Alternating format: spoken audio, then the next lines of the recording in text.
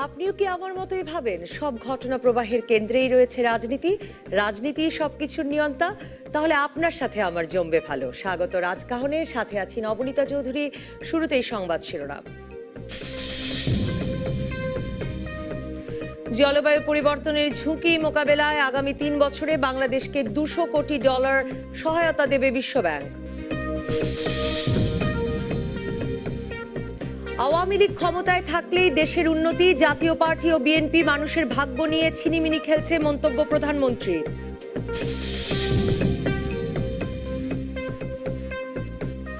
পুরনো জেএমবির সঙ্গে গাঁটছড়া বাঁধতে চায় আনসার আল ইসলাম, গুলশান হামলার অর্থদাতা চিহ্নিত, দাবি ডিএমপির। মরমী সাধক লালন স্মরণোৎসবের শেষ দিনে লোকে লোকারণ্য ছেউরিয়ার আখড়া, সুরের ইন্দ্রজালে মোহিত কালীগঙ্গার পাড়।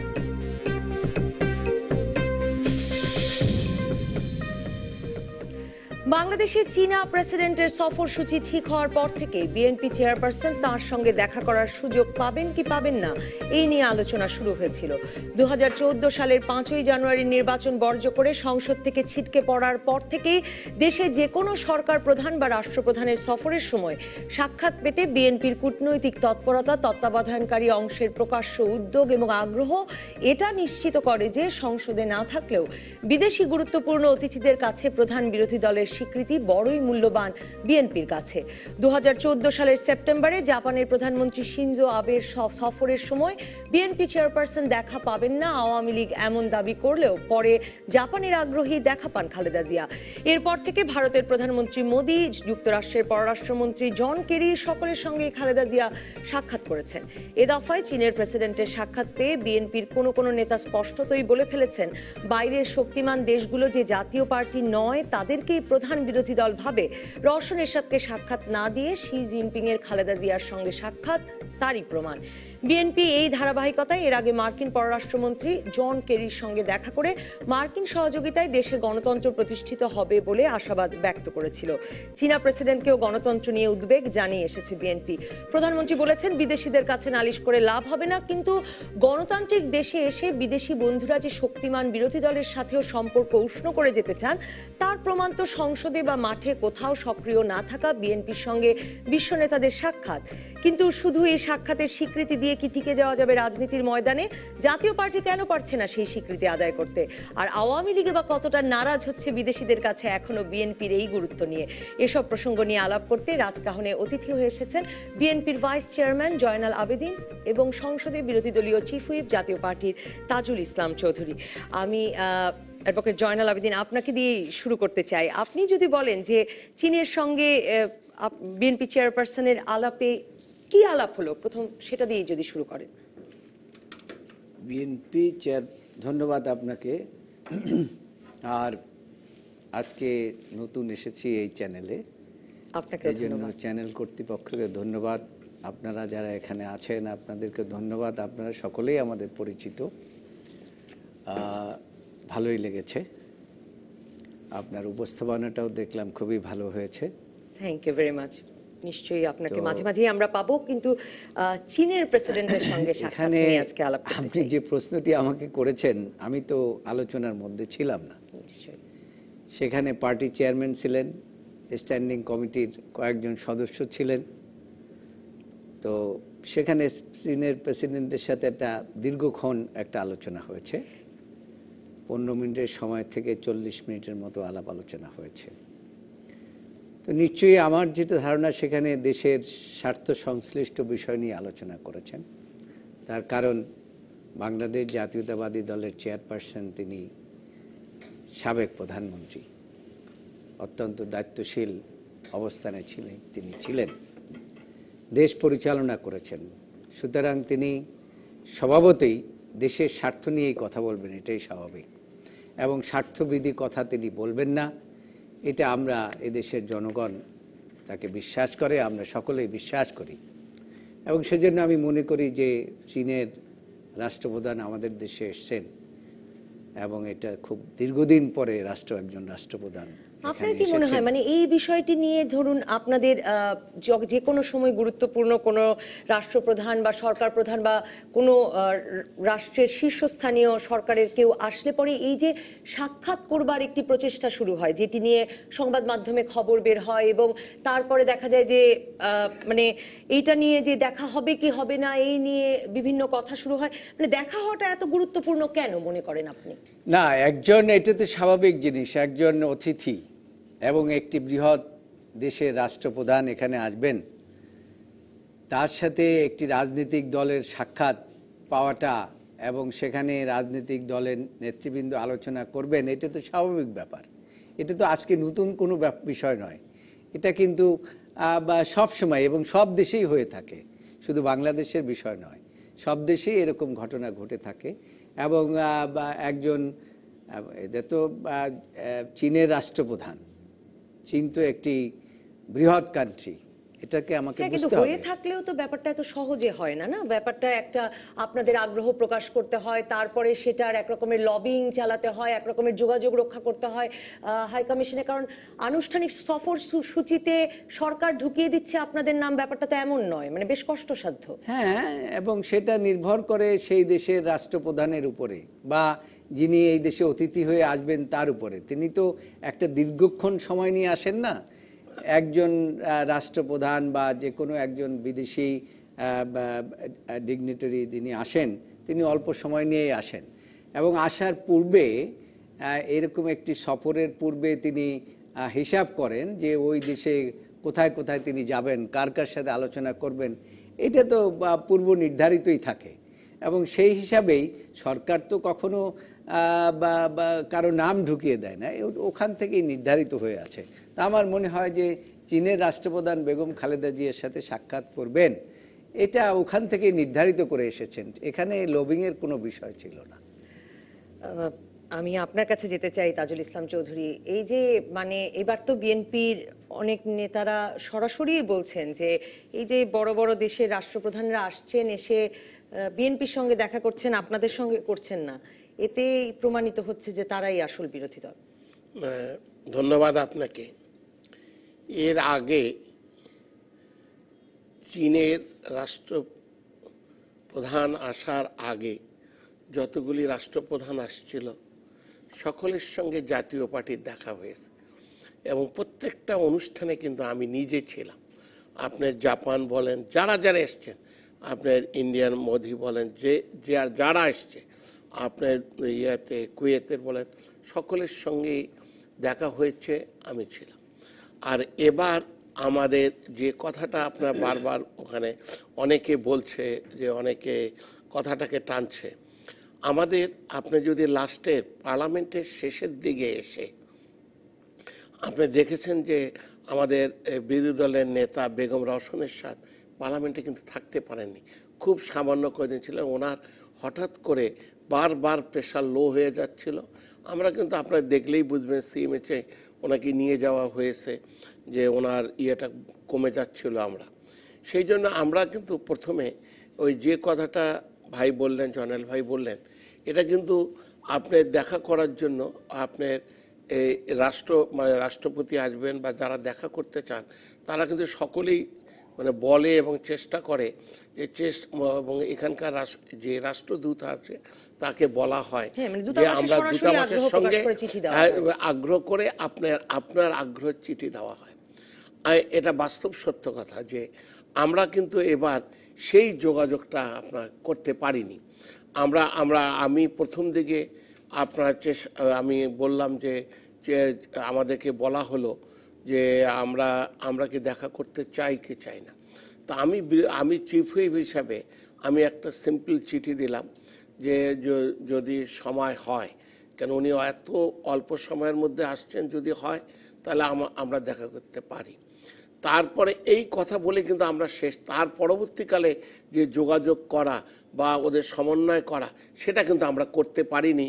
আমাদের বিরোধী দলের নেতা বেগম রওশন এরশাদ এমপি অসুস্থতার কারণে কিন্তু আমরা আসলে কিন্তু এইবার যোগাযোগ করিনি। এটা কি জন্য বলতেছে এখানে আমরা জানি না। আমার দুঃখজনক ঘটনা, কিন্তু মার্কিন পররাষ্ট্রমন্ত্রী জন কেরি যখন আসেন তখনও তিনি আগ্রহ করে গিয়ে খালেদা জিয়ার সঙ্গে দেখা করলেন, কিন্তু আগ্রহ করে কেউ দেখা করে না, এটা কিন্তু আপনার ভুল ধারণা। আমরা তো দেখেছি, আমরা যাই, আমরা বিদেশে যারা সফরেও যাই, আপনার আগ্রহ করে দেখা হয় না, আগ্রহ চেতে হয়, চেয়ে হোক না যেটাই হোক। কিন্তু আমরা কিন্তু এটা এইবার বেগম রওশন এরশাদের অসুস্থতার কারণে, আপনারা যারা পার্লামেন্ট নিউজ করেন, পার্লামেন্ট দেখেছেন, লাস্টের শেষের দিনে ওরা বক্তব্য কিন্তু উনি পুরাপুরি শেষ করার আগেই কিন্তু উনি অসুস্থ হয়ে পড়ার কারণে। আপনাদের দলের চেয়ারম্যান তো ছিলেন না, চেয়ারম্যান তো আপনার পরে চেয়ারম্যান তো আপনার এখানে দেখা করবে হলো বিরোধী তিনি দলের আজকে নেতার রংপুরে গিয়ে দুঃখ প্রকাশ করেছেন এই ব্যাপারটাতে যে বিএনপির সঙ্গে দেখা করছে, বিরোধী দল জাতীয় পার্টির সঙ্গে দেখা না করছে করেনি। কিন্তু এই যোগাযোগটা যে আমাদের হয়নি, এটা কিন্তু যেভাবেই বলুক যোগাযোগ করতে হয়, যোগাযোগ রক্ষা করতে হয় এবং ওদের টাচে থাকতে হয়। এখানকার যে ওদের যে প্রতিনিধি থাকে, এইটা যেমন পররাষ্ট্র মন্ত্রণালয়ের সঙ্গেও আমরা এবার যোগাযোগ করতে পারিনি, কারণ আমরা শিওর ছিলাম না যে আমাদের ম্যাডাম ওখানে যেতে পারবে, রওশন এরশাদ যেতে পারবে। এই কারণে এটা তো দায়িত্ব আমাদের যার থাকে, আমাদের পররাষ্ট্র বিষয়ক যে উপদেষ্টা আছেন তার উপরে আমরা দায়িত্ব দিয়ে দিই আমরা। সে এবার সেটা পারেনি। উনি আসলে দেখেন না, কারণ উনি ডিনারও যেতে পারেননি। আপনার ডিনারে যে সকলকে দাওয়াত দিল, আপনার রাষ্ট্রীয় দাওয়াত যেটা হলো, সেখানে কিন্তু আমাদের পার্টির চেয়ারম্যান আপনার গেছেন, এরশাদ সাহেব গিয়েছেন, কিন্তু সেখানেও কিন্তু রওশন এরশাদ বিরোধী দলের নেতা কিন্তু যেতে পারেনি তার অসুস্থতার কারণে। এইটা নিয়ে এত কিছু না, অন্য কোনো এমন কোনো ঘটনা না যে ওখানে আসলেই চীনের প্রেসিডেন্ট এসে আপনাকে ক্ষমতায় বসাবে, চীনের প্রেসিডেন্ট এসে আমাকে প্রধানমন্ত্রী বানাবে, এটা তো কোনো ঘটনা। দেখাটা সৌজন্যমূলক হয়, দু দেশের মধ্যে কথাবার্তা হয়। দীর্ঘদিন উনিও আপনার বিএনপির যে আপনার চেয়ারপারসন, উনি তো অবশ্যই দেশের প্রধানমন্ত্রী ছিলেন এবং তারা আগ্রহ করছে বা দেখা করছে, তারা সেইভাবে তাদের লবিংটা হয়েছে। আমাদের ওই পর্যায়ে এইবার কিন্তু হতে পারেনি। আপনি নিশ্চয়ই দেখেছেন যে বিএনপিরই অনেক শীর্ষ পর্যায়ের নেতারা, খন্দকার মোশাররফ হোসেন যেমন, তিনি সরাসরি বলেছেন যে এটা থেকে নাকি বোঝা যাচ্ছে যে চীনের কাছে বা এই গুরুত্বপূর্ণ রাষ্ট্রগুলোর কাছে আসলে মানে বিএনপি এখনো বিরোধী দল বা দ্বিতীয় প্রধান রাজনৈতিক দল। এই বিষয়টিকে কি আপনি এইভাবে দেখেন কিনা, মানে সাক্ষাতের ঘটনাটিকে আপনার কাছে এত সিগনিফিকেন্ট কিনা? না, এই বিষয়টি তাজুল ইসলাম ভাই তো এখানে আছেন, তিনিও স্বীকার করবেন যে বিএনপি যদিও আজকে সংসদে নাই, তারপরেও কিন্তু বাংলাদেশে বিএনপি একটি বৃহৎ রাজনৈতিক দল এবং জনগণের তৃণমূল পর্যায়ে বিএনপি বিরাজ করছে। সেখানে ডক্টর মোশাররফ হোসেন কেন, এটা আমরা সকলেই দাবি করতে পারি যে বাংলাদেশ জাতীয়তাবাদী দল এই দেশকে তিনবার শাসন করেছে এবং শহীদ রাষ্ট্রপতি জিয়াউর রহমান তিনি একটি বহুদলীয় গণতন্ত্রের প্রথা চালু করে গিয়েছেন এখানে। সেই দলের প্রধান হচ্ছে আজকে বেগম খালেদা জিয়া। তো তিনি যেহেতু প্রধানমন্ত্রী ছিলেন, সাথে চীনের সাথে বাংলাদেশের সম্পর্ক কিন্তু দীর্ঘদিনের এবং শহীদ রাষ্ট্রপতি জিয়াউর রহমানের সময় থেকে। সেজন্য আমরা অবশ্যই দাবি করতে পারি যে সংসদে না থাকলেও বাংলাদেশ জাতীয়তাবাদী দল একটি জনসম্পৃক্ত দল এবং বৃহৎ রাজনৈতিক দল। এইটা এখানে শুধু এই রাষ্ট্রপ্রধানের সাথে সাক্ষাতের বিষয়ই নয়, এইটা আপনার কিন্তু সর্বজন স্বীকৃত। আজকে আপনার এখানে কথার সঙ্গে একটু টেনে বলি যে ভাই যেটা বললেন, এখানে আপনার তিনটি রাজনৈতিক দল, বৃহৎ দল, একটা আওয়ামী লীগ, একটা জাতীয় পার্টি, একটা বিএনপি। এটা তো আপনার সর্বজনবিদ। এটা যে আমি অস্বীকার করি, আপনি অস্বীকার করেন, কেউ অস্বীকার এবং একটি দল সরকারে থাকবে আর বাকি দলগুলো বিরোধী দল থাকবেই, এটা নিয়ম। একই সঙ্গে সব দল ওই মানে ক্ষমতায় থাকবে, এটা তো চিন্তা করা যায় না। যে কারণে আপনার পাকিস্তান টুকরা টুকরা হয়ে গেল স্বাধীনতার সময়, একই দেশে দুই প্রধানমন্ত্রী দুইয়ে রাখার জন্য। এখানে একটি দল ক্ষমতায় থাকবে, বাকিরা বিরোধী থাকবে। কে বড় ছোট সেটা পরের বিবেচনা, লোকে ভোট দিয়ে যেটা করবে। আপনার ভোটে আপনার বিএনপি আসেনি, তারা তো সেই ভুলটা কিন্তু তারা এখন ভালোভাবে বুঝতে পারছে যে ইলেকশন না করাটা ভুল। পার্লামেন্টে তাদের প্রতিনিধিত্ব থাকতো, এমনও হতে পারতো রেজাল্টটা তো অন্যভাবেও আসতে পারতো, কিন্তু তারা আসেনি। তারা এখন বুঝতে পারছে যে নির্বাচন না করাটা ভুল।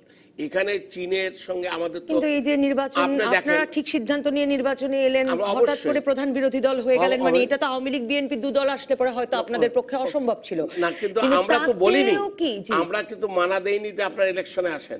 আর তারা ইলেকশন করতো, আমরা করতাম। আমরা যেভাবে পাই, কে ক্ষমতায় আসবে, জনগণ যাকে ভোট দেবে সেই ক্ষমতায়। সংসদে প্রধান বিরোধী দল হলেন আপনি, কিন্তু চীন আসে, যুক্তরাষ্ট্র আসে, ভারত আসে, সবাই এসে বিরোধী দল ভাবছে, বা মানে আওয়ামী লীগের বিকল্প দল এখনো কেন বিএনপি মনে করছে, মানে সেটাই তো বিএনপি দাবি করছে। আপনি কোন নেতার সঙ্গে আমাদের বিরোধী দলের নেতা দেখা হয়নি? এই আপনি চীনের ঘটনাটা ছাড়া আপনি বলেন কোন রাষ্ট্রপ্রধান? জন কেরিও তো আপনাদেরকে কোনো সময় দেননি, মানে একটি পথে হাঁটতে হাঁটতে হঠাৎ না ওনার সঙ্গে আমি তো তখন ওখানে।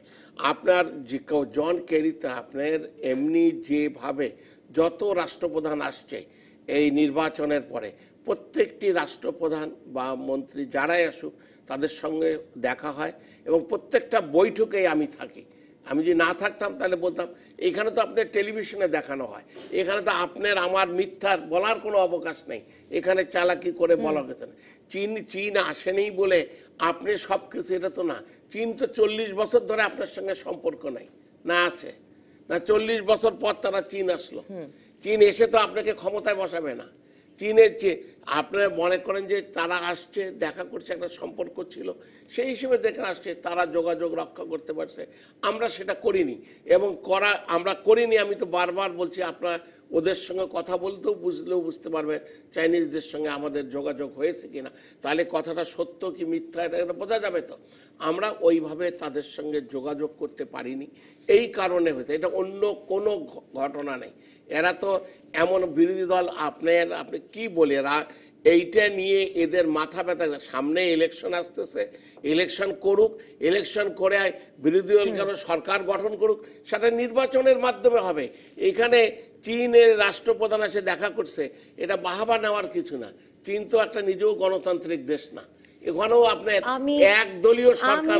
এখানে একটু যেতে চাই অ্যাডভোকেট জয়নাল আবেদীন, আসলে কি বলার থাকে, মানে কিসের জন্য এই সাক্ষাৎ? আমরা সবসময় দেখি যে বিএনপির পক্ষ থেকে সাক্ষাৎ করা হয় এবং তারপরে আওয়ামী লীগের তরফে বলা হয় যে নালিশ করে কোনো লাভ হবে না, এবং আমরা এবার বরং অনেক কম জানা যাচ্ছে যে কি নিয়ে আলাপ হয়েছে, কিন্তু সাধারণভাবে জানা যায় যে গণতন্ত্র নিয়ে কথা হয়েছে, দেশের আভ্যন্তরীণ রাজনৈতিক পরিস্থিতি নিয়ে কথা হয়েছে, এর আগে নির্বাচন নিয়েও কথা হয়েছে। মানে বিদেশি অতিথিদেরকে এসব কথা বলে লাভ কি? বিদেশি তো আমাদের দেশ সম্বন্ধে, কিন্তু বিদেশিদের আগ্রহ সব দেশে, পৃথিবীর সব দেশেরই আছে। আপনি দেখেছেন যে বিভিন্ন সময় বিদেশের প্রতিনিধিরা আসে, ইউএর প্রতিনিধিরা আসে, তারা জানতে চায়। আমরাও তো আগ্রহ প্রকাশ করি। এটা শুধু বিদেশিরা যে আমাদের দেশ সম্বন্ধে আগ্রহ প্রকাশ করে তা নয়। আপনি দেখেন আজকে আমেরিকাতে নির্বাচন হচ্ছে, আমরা সেখানে আগ্রহ প্রকাশ করছি না যে আমেরিকার নির্বাচনে কে হোয়াইট হাউসে যাবেন, আগ্রহ প্রকাশ করছি না। পৃথিবীর গণতান্ত্রিক দেশগুলো সম্বন্ধে আগ্রহ থাকাটা এটা অস্বাভাবিক কোনো বিষয় নয়, এটা স্বাভাবিক বিষয়। কাজে এই স্বাভাবিকতার দিক থেকে নালিশের বিষয় না, বিষয়টি হচ্ছে আপনি বাস্তব পরিস্থিতিটা, বাস্তব চিত্রটা সকলেই জানতে চায়। যেমন আমেরিকার বা বর্তমান রাজনৈতিক অবস্থাটা কি, কি বলে আমাদের হিলারির অবস্থাটা কি, ট্রাম্পের অবস্থাটা কি, এটা আমরা জানতে চাই না। সেখানে জানতে চাওয়াটা কি অস্বাভাবিক কোনো বিষয় নয়। এখন চীনের রাষ্ট্রপতি এসছে, আমাদের এখানে কীরকম দেশ কিভাবে চলছে, গণতন্ত্র কিভাবে চলছে, অর্থনীতি কিভাবে চলছে, রাজনীতি কিভাবে চলছে, এটা জানতে চাইতেই পারে, এবং সেখানে সেটা আমরা বলতেই পারি সেখানে দোষের কোনো বিষয় বলে আছে বলে আমি মনে করি না। এখন যদি সেটাকে মানে সরকারি বিদেশি দল, অতিথিদেরকে, সেখানে মানে যদি গিয়ে সরকারি আমি দল যদি এটা শুভেচ্ছা নালিশের জানালাম, দৃষ্টিতে স্বাগত দেখে, জানালাম। এটা জি। সুদৃষ্টিতেও দেখতে পারে, নালিশের দৃষ্টিতেও দেখতে পারে। এখানে একটু আগে তো আপনি বললেন যে জয়নাল ভাইকে বললেন যে যে ভাই আপনারা কিছু জানেন কি না আলোচনা, তা আপনিও বললেন যে কেউ এবার জানেনি। জয়নাল ভাই বলল যে আমি ওখানে উপস্থিত ছিলাম না, আমি বলতে পারবো না কি কিন্তু বিষয়ে সূত্রে আলোচনা। সংবাদ মাধ্যমে জানা গেছে এইটা যে- জিনিসটা আপনারা যত তাড়াতাড়ি মানে মানুষকে বলেন, এই যে আপনার মাধ্যম, আপনাদের মিডিয়া যেভাবে প্রচার করে, এই কারণেই জিনিসটাকে মানে ভালো জিনিসটাও খারাপের দিকে যায়, খারাপ জিনিসটা আবার ভালোর দিকে কিন্তু আসে। সূত্র থেকে তো নানা কিছুই জানা যাচ্ছে। মানে আমি এরপরে যেমন আলোচনা করতে চাই যে কে তবে গেলেন মিডিয়ার বিএনপি মাধ্যমে চেয়ারপারসনের সাথে, তা নিয়েও সংবাদ মাধ্যমে বিএনপির নেতারাই কথা বলছেন। না, তাজুল ইসলাম ভাই, ওটা আমি তো ওরা বলে আপনার জি, আমি- ইয়া করে। জি, না না তাজুল আমি ইসলাম আপনার ভাই কাছেও এই সেখানে প্রশ্নে আসবো, না না কিন্তু- তাজুল ইসলাম ভাই, এটা মিডিয়ার মাধ্যমে জনগণ জানুক, এটাতে খারাপ কিছু আছে বলে জি, আমি মনে তার করি না। বৈঠক কেউ শেষে খারাপ বেরিয়ে- করে না তো, না না, এবং সেখানে এটা কেউ খারাপ করবে কেন? মিডিয়া ছাড়া জনগণ জানবে কিভাবে? আমাদের, শোনেন, আমরা তো সবসময় সত্যটা বলি জানুক, এইটা ভালো জনগণ ক্ষমতার মালিক, এবং আমরা সবসময় বলি যে জনগণের জন্য দেশ, দেশের জন্য তো জনগণ না।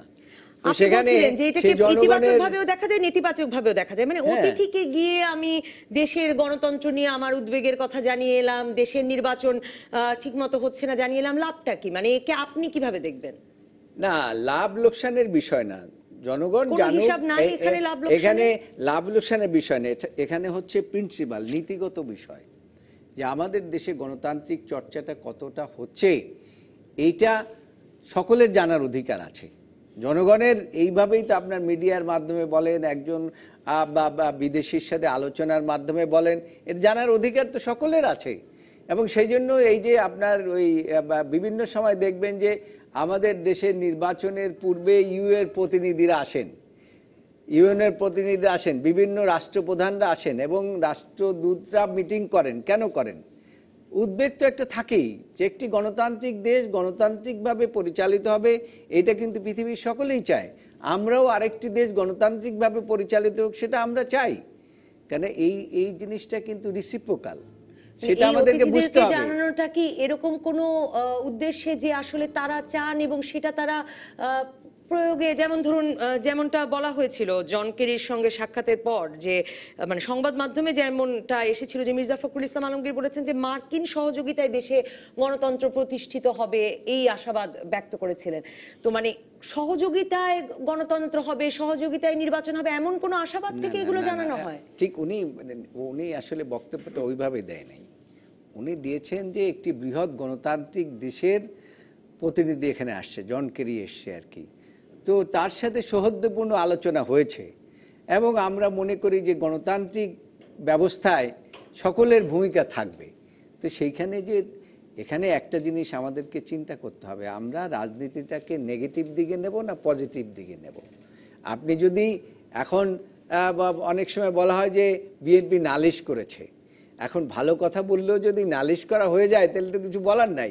গণতন্ত্রে আমরা মুখে বলবো যে গণতন্ত্রে বিশ্বাস করি, আর গণতন্ত্র নাই এবং গণতন্ত্র চর্চা হচ্ছে না, এই কথা বললে যদি নালিশ হয়ে যায় তাহলে তো কিছু করার নাই। বিদেশি অতিথির কাছে গণতন্ত্র নাই, গণতন্ত্রের চর্চা হচ্ছে না, এই বার্তা পৌঁছে দিয়ে আসলে কি লাভ হতে পারে? আমি তাজুল ইসলাম চৌধুরী আপনার কাছে আসবো একটা বিরতির পর। থাকুন দর্শক রাজকাহরে।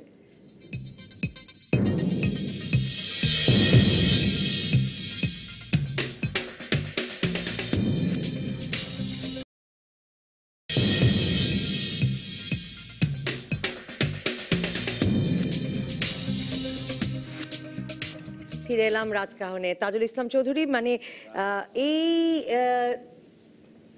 বিদেশি অতিথিদের কাছে গিয়ে যেমনটা বলছিলেন অ্যাডভোকেট জয়নাল আবেদীন, যে গণতন্ত্র নাই, গণতন্ত্রের চর্চা ঠিক মতো হচ্ছে না, এসব বলে লাভটা কি হয়? মানে কি কারণে এটা বলা হয়? শুধুই দেশের পরিস্থিতি জানানো, মানে দেশের পরিস্থিতি জানানো আমার অতিথিকে এত জরুরি কেন? এটা আমরা জানি না এটা কেন করে। আমরা যতগুলো আজকে তো ওনাদের প্রধানই বলেছেন আজকে যে গণতন্ত্র চর্চা নাই। হ্যাঁ, উনি নির্বাচন কমিশন নিয়ে কথা হ্যাঁ, বলেছেন। আমি নির্বাচন কমিশন নিয়ে কথা কইছেন, নির্বাচনে এইটা নিয়ে বলেনি। আচ্ছা, এইখানে আপনার গণতন্ত্র চর্চা করতে গেলে তো আপনার ভোটে আসতে হবে। আপনার ভোট ছাড়া তো গণতন্ত্র চর্চা হবে না। আমাকে কেউ উপর থেকে চাপিয়েও দেবে না, আমাকে কেউ ক্ষমতা বসাইতেও পারবে না। ভোট হবে, ভোটে আপনাকে আসতে হবে, আপনি অংশগ্রহণের মাধ্যমে আপনি ক্ষমতায় আসবেন না আসবেন এটা ঠিক হবে। বিদেশি রাষ্ট্রপ্রধানদের কাছে যদি কেউ নালিশ করে থাকে বা বলে থাকে, এটা তার বোকামো এবং দেশের জন্য এটা খুব ভালো জিনিস না। আমি যদি নির্বাচনে যাই আর আমাকে কেউ এসে, আমি যে কথাটা বারবার আপনাকে বলতে হচ্ছে আমাকে, যে কেউ আমাকে এসে আমাকে রাজাও বানাবে না, আমাকে মহারাজাও বানাবে না, আমাকে জমিদারও বানাবে না, কোনো কিছু না। জনগণের নির্বাচনের মাধ্যমে আসতে হবে, জনগণের ভোটে আসতে হবে। যে ভুলটা করার কারণে আজকে বিএনপিকে যে মাসুল দিতে হচ্ছে, তারা বুঝতে পেরেছে।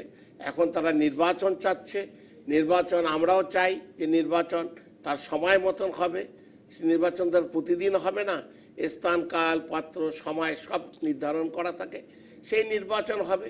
নির্বাচনে অংশগ্রহণ করে তারা যদি ক্ষমতায় আসে, 100 বার তারা ক্ষমতায় এসে বসবে, তারা রাষ্ট্রীয় ক্ষমতায় আসবে। কিন্তু বাইরের দেশের কাউকে বলে কেউ কোনোদিন ক্ষমতায় আসতে পেরেছে না, কেউ আসছে না, কেউ উপর থেকে বসাই দেবে। এটা আমি জানি না তারা আসলে নালিশ করেছে কি না, যেটা আমি জানি না, সেটা নিয়ে আমি বলতে চাই না। আপনারা পেপার পত্রিকা সকলে বলতে পারে যে তারা নালিশ করেছে, তা আমি জানি না যে তারা আসলে নালিশ করেছে। নালিশ যদি করে থাকে তাহলে বিরাট বোকামো হবে, রাষ্ট্রের জন্য খারাপ, নিজেদের জন্যও খারাপ। মানে বিষয়টা কি এরকম যে ধরুন আমরা 2014 সালের 5ই জানুয়ারি নির্বাচনের আগেও শুনেছি যে বিএনপি বলছে যে চীন, যুক্তরাষ্ট্র, ইউরোপীয় ইউনিয়ন প্রত্যেকেই তাদের বাদ দিয়ে এই নির্বাচনের বিরোধিতা করছে, তাদের বাদ দিয়ে নির্বাচন না করতে পরামর্শ দিচ্ছে এমন বলছে। শুধুমাত্র ভারত বিষয়ে বিএনপি বলছিল যে ভারতের, এবং এটা এখনো আপনাদের অনেক নেতৃবৃন্দই বলেন যে ভারতের সমর্থনে একরকম হয়ে যেতে পেরেছে বিএনপি ছাড়া 2014 সালের 5ই জানুয়ারি নির্বাচন। কিন্তু আমার প্রশ্ন হচ্ছে যে সেই জায়গা থেকে কি একরকমের মানে মানসিকতা কাজ করে যে একটা দীর্ঘ সময় বাংলাদেশের রাজনীতি বিদেশিরা প্রভাবিত করতে পেরেছে, বিএনপি কি এখনো ভাবছে যে আসলেই নির্বাচনটি এগিয়ে আনা এটি বিদেশি চাপে সম্ভব, গণতন্ত্র, আপনাদের ভাষায় গণতন্ত্র আবার পুনঃপ্রতিষ্ঠা, এটা বিদেশি চাপে সম্ভব? বিএনপি, দেখুন, বিএনপি একটি উদার গণতান্ত্রিক রাজনৈতিক দল। বিএনপি সবসময় মনে করে যে নির্বাচনের মাধ্যমেই ক্ষমতায় আসতে হবে, তবে সেই নির্বাচনটা হতে হবে একটা ক্রেডিবল নির্বাচন। যে জন্য বিএনপি 1996-এ আওয়ামী লীগ একটা বড় দাবি করেছিলেন তত্ত্বাবধায়ক সরকারের মাধ্যমে নির্বাচন হতে হবে। তো পরবর্তীতে তত্ত্বাবধায়ক সরকার দিলেন, সেই তত্ত্বাবধায়ক সরকারটি আবার এই বর্তমান সরকার এসে আপনার সেটা বাতিল করে দিলেন। বাতিল করে দেওয়ার পরেই বিএনপি বললেন যে এখন আর এই নির্বাচনটা ক্রেডিবল নির্বাচন হবে না, যে তত্ত্বাবধায়ক আপনারা চাইলেন যেটা দেওয়া হলো সেই তত্ত্বাবধায়কের মাধ্যমে নির্বাচন হওয়া উচিত। কিন্তু সেটা মানলেন না, না মানার পরেও সেখানে নির্বাচন হলো, বিএনপি নির্বাচনে অংশগ্রহণ করেন নাই। কেন করেন নাই? বলছে যে এই নির্বাচনে জনগণের প্রকৃত মতামতের প্রতিফলন হবে না। সেই জন্য বিএনপি কিন্তু এখনো বলছে যে একটি নিরপেক্ষভাবে যদি একটি নির্বাচন বাংলাদেশে হয় বিএনপি অংশগ্রহণ করবে। এখন সেই নিরপেক্ষতার মাপকাঠিটা কি? এখন আমরা যে কথাটা বলছি, যে আমরা আগেও বলেছি যে এই যে রকিবউদ্দিন মার্কা টাইপের একটি ইলেকশন কমিশন দিয়ে, এটা কিন্তু ওনাদের দল বলছে। হ্যাঁ, ওনাদের দল বলছে। এরকম হোসেন মোহাম্মদ এরশাদও বলেছে। দেখুন, বাইরের পৃথিবীর সব দেশেই দেখবেন যে নির্বাচন কমিশন, তারা কিন্তু নির্বাচনে একটি বড় ভূমিকা পালন করে এবং সেখানে আমাদের দেশেও কিন্তু সংবিধান মোতাবেক নির্বাচন কিন্তু স্বাধীন, কিন্তু এখানে যারা নির্বাচন কমিশনের দায়িত্ব পালন করেন তাদের মনে হচ্ছে যে কোথাও একটা ভূত চেপে বসে, যে কারণে তারা নিরপেক্ষভাবে দায়িত্ব পালন করতে ব্যর্থ হয়। এই জন্য আমরা এখন যে কথাটা বলছি যে বিএনপি নির্বাচনে ভয় পায় না। বিএনপি সবসময় নির্বাচনমুখী দল এবং নির্বাচনে যেতে চায়, কিন্তু সেই নির্বাচনটা হতে হবে একটা ক্রেডিবল ইলেকশন। তো সেই কারণেই বিএনপি এখনও বলছে যে, যেটা বিএনপি আগেও বলছে এখনও বলছে, যে আগামীতে যে নির্বাচন হবে সেই নির্বাচন যদি একটা ক্রেডিবল নির্বাচন হয়, সেই নির্বাচনে বিএনপি অবশ্যই অংশগ্রহণ করবে। কিন্তু এই ক্রেডিবল নির্বাচন নিশ্চিত হবে কিভাবে, মানে কি হলে পরে ক্রেডিবল নির্বাচন? একটি শক্তিশালী নির্বাচন কমিশন, মানে আপনারা তো এখনো নিরপেক্ষ সরকারের কথা বলছেন। এখন সরকার বলছেন যে সংবিধান মোতাবেকই হবে। আমরা বলছি হ্যাঁ, সংবিধান তো বাইবেল না, সংবিধান জনগণের প্রতিফলন হতে হয়। তো জনগণ তো চায় যে একটি তত্ত্বাবধায়ক সরকারের অধীনে একটি নির্দলীয় নিরপেক্ষ সরকারের অধীনে নির্বাচন হোক। তারপরেও এখানে সরকারের নিজস্ব কিছু বিষয় রয়েছে। সেই কারণে যদি সরকার যদি গণতন্ত্রে বিশ্বাস করে, এই বর্তমান সরকার আওয়ামী লীগ সরকার, তাহলে পরে তাদেরকে জনগণের ইচ্ছাটা বুঝতে হবে এবং সেই ইচ্ছা বুঝে তারা যদি মনে করে যে না, তারা এই সরকারের অধীনে নির্বাচন হবে, তারপরেও আমরা বলি যে আপনাদের অধীনেও নির্বাচন হতে পারে, কিন্তু সেই নির্বাচন কমিশনকে আপনারা বাধাগ্রস্ত করবেন না এবং নির্বাচন কমিশনের উপরে প্রভাব বিস্তার করবেন না। এখন এখানে যে সেটাকে আপনি বলেন না, আপনার দল বলে, কারণ আমার দলই আপনি বলছেন, কারণ আমার দলও বলছে যে একটা ক্রেডিবল একটি নিরপেক্ষ নির্বাচন, শক্তিশালী নির্বাচন কমিশন। এবং সেই কথা আজকেও বলা হয়েছে যে একটি নির্বাচন কমিশন এখন গঠনের কিন্তু সময় এসে গেছে, ফেব্রুয়ারি মাসে বর্তমান নির্বাচন কমিশনের। সেই জন্য কিন্তু আপনি দেখেছেন বিএনপির মহাসচিব কয়েকদিন আগেও বলেছে যে একটি শক্তিশালী নির্বাচন কমিশন হওয়া দরকার। এটা আমি বলছি না, এটা আমার দলও বলছে যে একটি শক্তিশালী নির্বাচন কমিশন আগামী দিনে যেন এইরকম যে একটা ব্যাকবোন নাই, এরকম একটা নির্বাচন কমিশন যেন না হয়। এবং সেই ধরনের একটা ব্যাকবোন না থাকা একটা নির্বাচনের কমিশন যদি হয়, তাহলে পরে বিএনপি কিন্তু আগামী দিনেও এই নির্বাচনে যাবে কিনা সেটার সম্বন্ধে যথেষ্ট সন্দেহ আছে আমার। এই নির্বাচন কমিশন বা এই নিরপেক্ষ সরকারের অধীনে নির্বাচন আপনারা কি করে পাবেন বা পাওয়ার বিষয়টি নিশ্চিত করবেন, সেই প্রসঙ্গে আসবো আপনার কাছে। তাজুল ইসলাম চৌধুরী, নির্বাচন কমিশন নিয়ে আজ আপনাদের নেতা হোসেন মোহাম্মদ এরশাদও মন্তব্য করেছেন, বলেছেন যে একটি মেরুদণ্ডযুক্ত একটি নির্বাচন কমিশন লাগবে, এরকম মেরুদণ্ডহীন নির্বাচন কমিশন দিয়ে হবে। আমরা চাই একটা শক্ত নির্বাচন কমিশন আসুক, যাদের যাদের যাদের আন্ডারে আমরা নির্বাচন করতে যাই এবং আমরা করতেও চাই। আমরা চাই যে সকলের সঙ্গে মতামত নিয়ে, যে কথাটা আমাদের পার্টির চেয়ারম্যান বলেছেন, আমিও বলছি যে আমরা একটি শক্তিশালী নির্বাচন কমিশন চাই। যে শক্তিশালী নির্বাচন কমিশন আপনার মানে 19 সালের মধ্যে যে নির্বাচনটা করবে, সেটা শক্তিশালী নির্বাচন কমিশন আসুক এবং সেটা গঠন হোক। এটা তো আমরা অবশ্যই চাবো পার্টি হিসেবে, আমরা সেটা সকলেই চাচ্ছি এবং সেই নির্বাচন কমিশনের আন্ডারে নির্বাচন হবে, এটা তো আমরা চাবো। আমরাও এই একটা জিনিস, যেটা আপনাদের সরকারের সঙ্গে কোনো কথাবার্তা শুরু হয়েছে যে কি ধরনের, মানে আপনারা যে নির্বাচন কমিশনের বিষয়টিকে গুরুত্বের সঙ্গে নিচ্ছেন, একটি শক্তিশালী স্বাধীন নির্বাচন কমিশন গঠনের বিষয়টি যে আপনাদের 2019 সালের নির্বাচনের জন্য গুরুত্বপূর্ণ, সে বিষয়ে কোনো কথা হয়েছে? না, আমাদের সঙ্গে এখনো কথা হয়নি। সকলে আমরা তো আশা করি যে সব দলের সঙ্গেই মোরাললেস কথা তো বলবেই, সরকার তো কথা বলবে। এই আপনার নির্বাচন কমিশন যে গঠন করবে সকলের সঙ্গে আলোচনা করেই করবে, এটা আমরা বিশ্বাস করি এবং আমরা চাচ্ছি যে শক্তিশালী নির্বাচন কমিশন আসুক, যাদের মাধ্যমে এই ভোটটা সুন্দর এবং সুষ্ঠুভাবে হোক, এটা তো আমরা চাচ্ছি। আপনি বলছিলেন যে নিরপেক্ষ একটি নির্বাচন কমিশন তো দরকারি এবং এই কারণে আপনারা কি কি কারণে নিরপেক্ষ সরকারের অধীনে নির্বাচন চাচ্ছেন এবং সেটা না হলে 2019 সালের নির্বাচনেও আপনারা যাবেন কিনা? আপনি দেখেন যে ভারতের যে নির্বাচন কমিশন, সেখানে কিন্তু ভারতের নির্বাচন কমিশনের উপরে সরকার কিন্তু প্রভাব বিস্তার করে না এবং প্রভাব বিস্তার করতে চাইলেও সেখানে কিন্তু পারে না। কিন্তু আমাদের এখানে আপনি এই কিছুদিন আগে যে আপনার ইউনিয়ন পরিষদের নির্বাচনগুলো হয়ে গেল, পৌরসভা নির্বাচনগুলো হয়ে গেল, সেখানে আপনি দেখেন যে চিফ ইলেকশন কমিশনার সারা রাত ঘুমিয়ে সকালে উঠে বলেন যে খুব ভালো নির্বাচন হয়েছে, অথচ কেউ ভোট দিতে যেতে পারে নাই। তো এইরকম একটা নির্বাচন কমিশনের আন্ডারে আপনি জনগণের ইচ্ছার প্রতিফলন কি হতে পারে বলেন?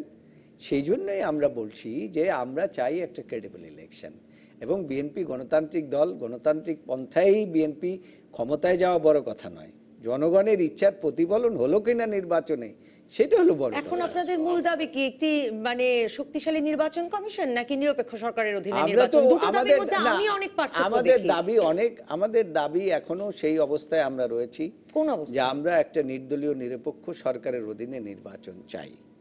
এই দুটো দাবির যেহেতু মধ্যে খুব না, এখানে- পার্থক্য আছে তো। এখানে তো অনেক আমি একটা কথা বলি যেহেতু এই বিধানটিকে আওয়ামী লীগ একতরফাভাবে আপনার প্রত্যাহার করে নিয়েছে। না, না, যেভাবে এটা তো দেখো, আপনি এখানে- একজন সিনিয়র লয়ার, আপনি নিজেও জানেন এটা হাইকোর্টের মাধ্যমে ও চেঞ্জ সেই হয়েছে। কথাটা আমি সেই জন্য- এখানে এই কথা যদি আপনি উঠান, না, আমি কথাটা বলি। I am the man when I was the president of the Supreme Court Bar Association, আপনি তখন তো- কিন্তু আমি সাংবাদিক সম্মেলন করে বলেছি যে খায়রুল হক সাহেব যে জাজমেন্টটা দিয়েছেন, এই জাজমেন্টটা দেওয়ার এখতিয়ার খায়রুল হক সাহেবের নাই। না, আপনি কেন নাই? যতই বিকজ বলেন, কিন্তু এটা তো হি হ্যাজ হাইকোর্টের রিটায়ার্ড ফ্রম মাধ্যমে। এবং আমি সেখানে না, কতগুলো কোর্টের মাধ্যমে উদাহরণ এটা দেন না, হয়েছে। কোর্টের মাধ্যমে হয় নাই। শুনেন, কোর্টের বাইরে- জাজমেন্টটি সই করার আগেই পার্লামেন্ট পাস করে ফেলেছে। না না না না ইয়েস, না না, এটা তো আপনি এটা এত আপনি বড় একটা আপনি কথা আছে। জাল না আপনি ভাইয়া, আপনি না যা- ভাই, না হ্যাঁ, ভাই, এটা এটা বলেন না। এটা আপনি এটাকে আমি হাইকোর্টের সংবাদ মাধ্যমে জাজমেন্টের দেখেন না আগে কেন, এটা পার্লামেন্টে অসম্ভব ব্যাপার। পার্লামেন্ট যে হাইকোর্ট আপনার যে জাজমেন্টটা সই হয় নাই, 11 মাস পরে সই হয়েছে, তার আগেই কিন্তু সবকিছু পাস হয়ে গেছে। আপনার এখন যেটা এবং চাচ্ছেন- সেখানে কিন্তু আমি বলেছিলাম যে এই জাজমেন্টটা আপনার খায়রুল হক সাহেবের দেওয়ার এখতিয়ার নেই, এটা কিন্তু আমি সাংবাদিক সম্মেলনের মাধ্যমে বলেছিলাম। না না, আমি বলছি যে আপনি যে কথাটা বলছেন এটা তো কোর্টের মাধ্যমে, এই যে আপনাদের যত বিচার হচ্ছে, যা হচ্ছে, যে হোক ভালো মন্দ যে বিচারে শুনুন, হোক, এখানে কোর্টকে সেখানে টানা ঠিক কোর্টের হবে না। মাধ্যমে। আপনি কেন এটা কোর্ট করেনি, কি আলাদাভাবে করেছে? এটা পার্লামেন্ট করেছে এবং অসম্ভব। পার্লামেন্টে সেখানে দেখেন দুইটা ব্যাপার ভাই, ছিল। পার্লামেন্ট কিভাবে এখানে এই করলো কথা ভাই? বলেছিল, ওইখানে আমি ওই তো আপনার জাজমেন্টে সঙ্গে বলেছে, আমরা সেটা আসেন তর্কের না ব্যাপারে কেন যাইতে আপনি? চাচ্ছি না। আপনার পার্লামেন্টে আপনার হাইকোর্ট থেকে আসার পর, আমি তো ল কমিটির মেম্বারও, হ্যাঁ। আমি নিজেও একজন ওকালতি করি, আমি নিজেও আপনার মেম্বার। আপনার পরে আসছে, আপনি এই যে আপনার অনেক পরে আসছে, হাইকোর্টে রায় দেওয়ার পরে, তারপরে পার্লামেন্টে আসছে, পার্লামেন্টে আলোচনা হয়েছে, আলোচনার মাধ্যমে তো এটা হয়েছে না, এটা এমনি হয়েছে। এই একটা জিনিস। আর একটা জিনিস আমি বলি যে আপনার বর্তমান প্রধান বিচারপতিও কিন্তু আপনার এই প্রধান বিচারপতি হয়ে বলেছেন যে রিটায়ারমেন্টের পরে কোনো জাজ সই করতে পারে না। আপনি দেখেছেন সেটা? না না, সেটা হোক। আপনার দেখেছেন? যেটা আর একটা কথায় চলে আসলেন, আপনি আমি কিন্তু মূল আপনার জিনিসটা- কাছে যে প্রশ্নটি করেছিলাম, হ্যাঁ। তাজুল ইসলাম চৌধুরী, আপনার কাছে জানতে চেয়েছিলাম যে আপনি মনে করেন কিনা এই দুটো দাবির মধ্যে অনেকটা পার্থক্য আছে। আমি অনেক অনেক। দাবি দেখি যে মানে পার্থক্য দেখি যে নিরপেক্ষ তত্ত্বাবধায়ক সরকারের অধীনে নির্বাচন আর একটি ক্রেডিবল বিশ্বাসযোগ্য নির্বাচন কমিশনের অধীনে আমরা নির্বাচন। চাই শক্তিশালী নির্বাচন কমিশন আসুক, সেই শক্তিশালী নির্বাচন কমিশন। আপনার যেটা যে নিরপেক্ষ এটা চাচ্ছেন, আমরা দেখেছি কি আপনার কেয়ারটেকার গভর্নমেন্টকে আমরা দেখিনি। 2 বছরে কেয়ারটেকার গভর্নমেন্ট কয়েকদিনের কথা বলে আপনার ক্ষমতায় এসে 2 বছর পার করে চলে গেল। সমস্ত নেতা নেত্রীকে তারা জেলে ঢুকালো। তারা কি ধরনের ক্ষমতায় থাকার জন্য করলো, সেই আমরা ওই যে আপনার তত্ত্বাবধায়ক সরকার, আমরা ফিরে যেতে চাই না।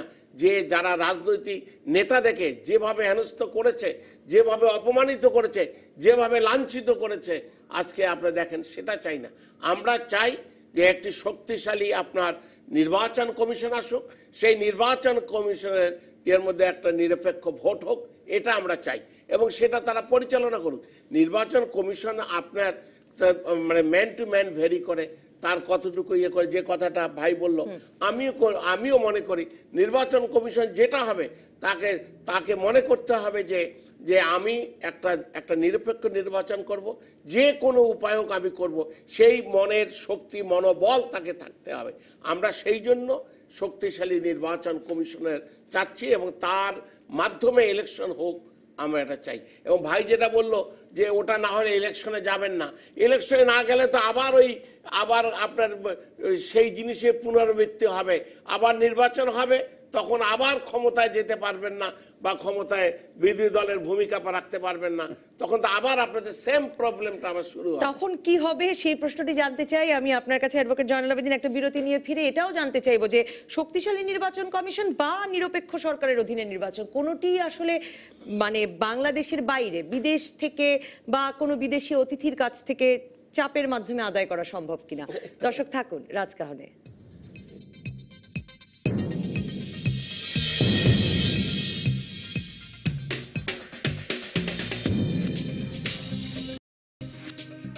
ফিরে এলাম রাজকাহনে। অ্যাডভোকেট জয়নাল আবেদীন, আপনার কাছে যেতে চাই যে মানে এই যে আপনারা নিরপেক্ষ সরকারের অধীনে নির্বাচন চান, শক্তিশালী নির্বাচন কমিশন চান, এগুলো আসলে আদায় করতে হবে কিভাবে, মানে আদায় করতে পারবেন কিভাবে? মানে এই ক্ষেত্রে কি বিদেশিদের কথাই যদি বলি, যে ধরুন চীন, যুক্তরাষ্ট্র, ভারত, রাশিয়া সবাই যেভাবে এই মানে বিএনপি বিহীন সংসদের সরকারকে গ্রহণ করছে, সরকারের কাছে বন্ধুত্ব করছে, সরকারের কাছে আসছে বেড়াতে, তাতে কি আপনার মনে হয় যে তাদের আসলে কোনো মাথা ব্যথা আছে যে সংসদে বিএনপি এলো কি এলো না?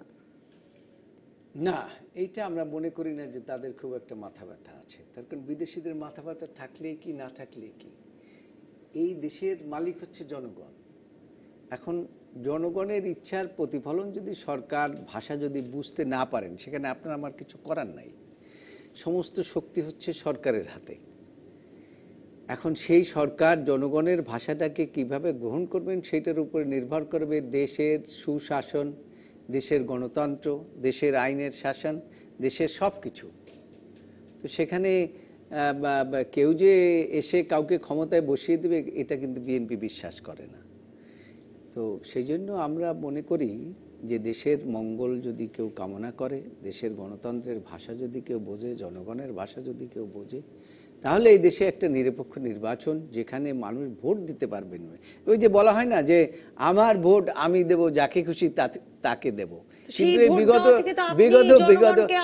বঞ্চিত করছেন যখন আপনি ভোটে যাচ্ছেন। না না, সেটা বঞ্চিত করার বিষয় না, আমি না গেলাম, কিন্তু এই বছর যে দেখুন একটি নির্বাচন মার্কার মাধ্যমে, যেটা অতীতে কখনো হয়নি, ইউনিয়ন পরিষদ নির্বাচন, একটা তৃণমূল পর্যায়ে নির্বাচন, এটাকে আমরা গিয়েছিলাম টেস্ট হিসাবে। আমরা বলেছিলাম যে যেহেতু আওয়ামী লীগ বলে ভোট দেওয়ার মানুষের কোনো জায়গা নাই, তা আমরা দেখি আমাদের তৃণমূল পর্যায়ে আমরা গণতন্ত্র চালু করতে চাই। তো সেখানে আপনি যদি শোনেন সেই সমস্ত ঘটনাগুলো, আমার এলাকার একজন member of parliament, ex member of parliament, তার ভাই দাঁড়িয়েছিলেন পৌরসভায়, তো তিনি ভোট দিতে গেছিলেন। তো সেখানে ছেলেপেলেরা বলছেন যে চাচা আপনি ভোট দিতে এসছেন? বলে আসছি। তো চাচা আপনি একটা ব্যালট পেপার নিয়ে নেন এবং সেই আপনার ভোটটা দিয়ে যান, কিন্তু চাচি ভোট দিতে পারবে না, চাচির ভোটটা দেওয়া হয়ে গেছে।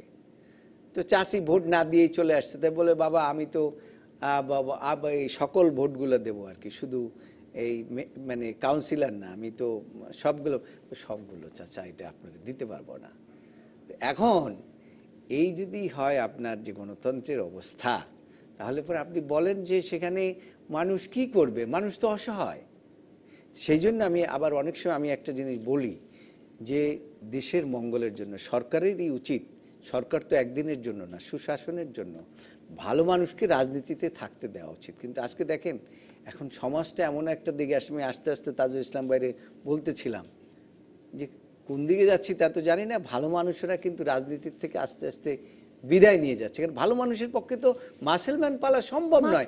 এটা কিন্তু রাষ্ট্রপতি নিজেও আপনার ওই সাইকেলে ঘুরে ঘুরে ওই যে উনি ওনার এলাকায় গিয়েও বলেছেন। কিন্তু আমিও নিজে নিজে মাঝে মাঝে ফিল করি যে আজকে ভালো মানুষের জন্য রাজনীতি সামনের দিকে থাকবে কিনা, এটা নিয়ে আমি খুব সন্দিহান হয়ে যাচ্ছি। নির্বাচন কমিশন, শক্তিশালী নির্বাচন কমিশন গঠনে মাঝখানে আপনাদের বিএনপির এখনকার মুখপাত্র শামসুজ্জামান দুদু তিনিও বলেছিলেন যে একটি সার্চ কমিটি গঠনের কথা বলছে বিএনপি। এই বিষয়গুলো কি আসলে দলীয় সিদ্ধান্ত কিনা? অবশ্য শামসুজ্জামান দুদু এসেছিলেন রাজকাহনে, তাকেও আমরা জিজ্ঞেস করেছিলাম যে মানে আপনারা আসলে কিভাবে এগোতে চান, মানে সার্চ কমিটি দিয়ে, মানে নির্বাচন কমিশনকে শক্তিশালী করার ক্ষেত্রে আপনাদের দলীয় কোনো সাজেশন, পরামর্শ আপনারা আসলে ভেতরে ভেতরে তৈরি করছেন কিনা? না, এখনো এই সময়টা আসে নাই যে আলাপ আলোচনা করে বসে যে একটি বিষয়ের সিদ্ধান্ত নেওয়া বা চেয়ারপারসনের সাথে আলাপ আলোচনা করে। দেখুন এই দলের একটা নীতি নির্ধারণী ফোরাম আছে, সেখানে বসে এরকম কোনো আলোচনা হয়নি। এখানে বিচ্ছিন্নভাবে আমরা বলছি এবং আমরা মনে করি যে দেশে একটি সুশাসন দরকার, একটি ভালো গণতন্ত্র দরকার। সেই জন্য আমরা মনে করছি যে এইভাবে যদি করা যায়, সেটাও দুদু ওইভাবেই বলেছেন। এখনও এরকম সরকারও চাননি যে আসেন আমরা, বা রাজনৈতিক দলের কাছে আহ্বানও জানাননি। আমরা আমাদের থেকে বলছি যে যেহেতু সময় ঘনিয়ে আসছে বর্তমান ইলেকশন কমিশনের, কাজেই একটি ভালো একটা সময় ঘনিয়ে আসছে। তাজুল ইসলাম চৌধুরী এমপি, আপনাদের জাতীয় পার্টি, আপনারা 2019-এর নির্বাচনকে সামনে রেখে ঘোষণা দিয়েই দল গোছানো শুরু করেছেন।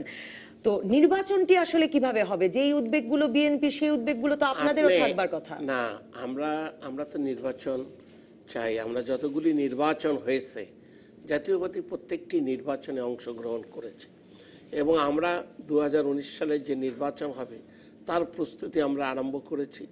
আমরা ইতিমধ্যে আমরা সিলেটে গিয়েছি। আমরা সিলেটে না আপনার তো কতগুলো, আমরা তো বারবার বললাম যে আমরাও শক্তিশালী আপনার ইলেকশন কমিশন চাই, যে কমিশনের মাধ্যমে একটি সুন্দর সুষ্ঠু নির্বাচন হবে।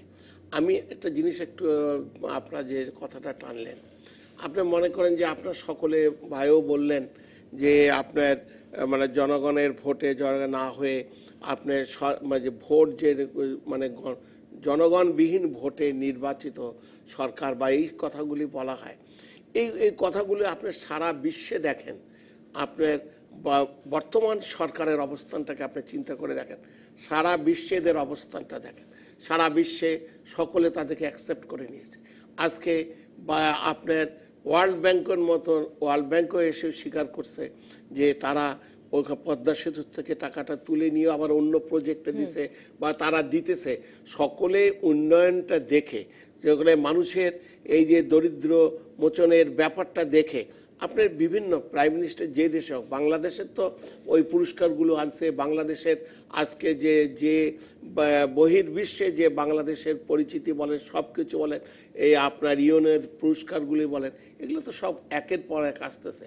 যদি অনির্বাচিত সরকার হয়ে আপনাদের ভাষায় যেটা হয়, যেটা আমরা বলি যে নির্বাচন হয়েছে, আপনারা অংশগ্রহণ করেননি বলেই আজকে আপনাদের এই ভুলটা ভেঙে গেছে আপনারা বলেন। কিন্তু তা দেখেন, আপনার দেশের মানুষের অর্থনৈতিক মুক্তি দেখেন, দেশের খাদ্য উৎপাদন দেখেন, সমস্ত কিছুর মধ্যে আপনার সরকার যেভাবে আপনার যে কথাটা বলেন, আপনার সরকার তো অনেক এগিয়ে যাচ্ছে। এখানে আপনার নির্বাচন যদি আপনাকে বাধা দিতে হয়, আপনার বহির্বিশ্বের কাউকে দিয়ে বাধা দিয়ে আপনারা তো সরকারকে আপনারা ফেলে দিতে পারবেন না। আমাদেরকে সকলকে, আমি হই, উনি হোক, যে হোক, আমাদের নির্বাচনের মাধ্যমে অংশগ্রহণ করে, ভাই যে কথাটা বলে, এই কথাটা বলার কারণ হচ্ছে এইটা যে আমরা আগামীতে নির্বাচন করব কি করব না, এই কথাটা এখন থেকে না বলাটাই বেটার। কেন আপনারা যে নির্বাচনে অংশগ্রহণ না করেন, তাহলে জিনিসটা আপনাদের জন্যে খারাপ হবে, আপনাদের জন্যে এটা ভালো জিনিস বয়ে আনবে না। নির্বাচনে অংশগ্রহণ করতে হবে। যদি কোনো জিনিস প্রোটেস্ট করতে হয়, আপনার নির্বাচনের মাধ্যমে করতে হবে, ইলেকশনের মাধ্যমে করতে হবে। তাহলে আপনার সমস্ত কিছু, আমরা যারা রাজনীতি করি না কেন, তার এর প্রতিফল আমরা পাবো। নির্বাচন ছাড়া এর কোনো অল্টারনেটিভ নেই। নির্বাচনে যেতে হবে। এইভাবে নির্বাচনে যাওয়াটা কি আসলে না, এইভাবে আপনারা কিভাবে বললেন? আপনাকে আমি ওটাই জানতে চাচ্ছি যে আপনারা কি ইউনিয়ন পরিষদ পৌরসভা নির্বাচন যেভাবে হয়েছে নির্বাচনের সুযোগ দিয়েছে? আপনি মনে করেন যে ওনাদের রাষ্ট্রপ্রধান ওই সিএম এসে গিয়ে থাকবেন এরকম একটা নির্বাচন আমাদের করতে হবে? আমরা তো মনে করি যে গণতন্ত্র মানে শুধু ক্ষমতায় যাওয়া না, গণতন্ত্র মানে জনগণের ভোট। না, ক্ষমতা যাওয়া ছাড়া না, বিএনপি গণতন্ত্র গেল না, কিন্তু তাতে সকলের মায়া কান্না কেন? বিএনপি ক্ষমতার বাইরে আছে, কিন্তু আজকে দেখি ওরা কান্না করছে, বিএনপি ভুল করেছে, বিএনপি এই করেছে। আরে বিএনপি ভুল করেছে, বিএনপি বুঝবে। বিএনপি তাহলে তো এত কথার কোনো ঝামেলা থাকে না। আপনারা এই নির্বাচন করেন না করেন, 2019 সালে তার শিডিউল আছে, 2019 সালে নির্বাচন হবে, আমরা অংশগ্রহণ করব। আমরা জানাবো আপনাদেরকে, আপনারাও আসেন, অংশগ্রহণ করি। জনগণ যে যাকে চাবে সেই ক্ষমতায় আসবে। আর তো এই নিয়ে তাহলে তার ঝগড়া বিবাদ গন্ডগোলের কোনো মানে হয় না। গণতন্ত্র মানে শুধু ক্ষমতায় যাওয়া না ভাই, গণতন্ত্র মানে আমি পলিটিক্স করি কেন? যে আমার একটা এম থাকে, আমি একটা এমপি হব। আপনি বলেন, মাওলানা ভাসানী তো রাজনীতি করেছে, কিন্তু কোনোদিন চিন্তা করেন না যে মাওলানা ভাসানী হলে তো আর এত দূর ঘটনা ঘটে না দেশে। আপনি যারা ক্ষমতা আছে, তাহলে তো এত লোককে মারা হতো না, কথাটা হচ্ছে এত দেশের লোক জন্য মারা কাজ যেত না। করবেন পরিস্থিতি জি, মানে গণতন্ত্র নিশ্চিত করা যাবে কি করে নির্বাচনে না নির্বাচন গিয়ে ছাড়া কোনো বা আন্দোলনে না যে, মানে রাজপথেও নাই, সংসদেও নাই, এই অবস্থা থেকে বিএনপি বা বাংলাদেশে মানে বিরোধী দলের অবস্থানটা কি তাহলে শুধুই আবার যদি সেইখানে ফেরত যায়, মানে এই সাক্ষাৎমুখী কিনা, মানে বিরোধী দলের কাজটা কি? আপনার প্রশ্নের জন্য আবার আমি একটা ধন্যবাদ দিই এই কারণে যে নির্বাচনে তো যেতেই হবে, এবং সেটা নির্বাচন, নির্বাচন কি নির্বাচন? জনগণের ভোটের নির্বাচন। এবং বিএনপি, আমি আগেও বলেছি এখনো বলি, বিএনপি একটা উদার গণতান্ত্রিক দল, বিএনপি নির্বাচনমুখী দল, বিএনপি নির্বাচনে যাবে। এবং সেইটা দেখুন, এইবারও এই যে কিছুদিন আগে যে নির্বাচনগুলো হয়ে গেল, মার্কে, ধানের শীষে, ইউনিয়ন পরিষদ, পৌরসভা, সবগুলো নির্বাচনে বিএনপি অংশগ্রহণ করেছে। তো বিএনপি তারপরেও দেখিয়েছে যে দেখুন আমরা নির্বাচনে গিয়েছি কিন্তু ভোট দেওয়া যাচ্ছে না। সেই জন্য আমরা এটা প্রমাণের জন্য অনেক জায়গায় বিএনপি প্রার্থী দেয়নি, মানে বিএনপির কোনো প্রার্থী দাঁড়ায়নি, বিনা প্রতিদ্বন্দ্বিতায় আওয়ামী লীগ নির্বাচিত হয়েছে। মানে সেটা অনেক জায়গায়, সেখানেই অনেক অনেক বিষয়টি। আবার দেখুন বিএনপি নির্বাচন করে এই যে 5টি কি জানি বিভাগীয় ওই যে সিটি কর্পোরেশনে জিতেছেন, তারা কি থাকতে পেরেছেন? এখন এই সমস্ত জিনিসগুলো আলোচনা না করাই ভালো।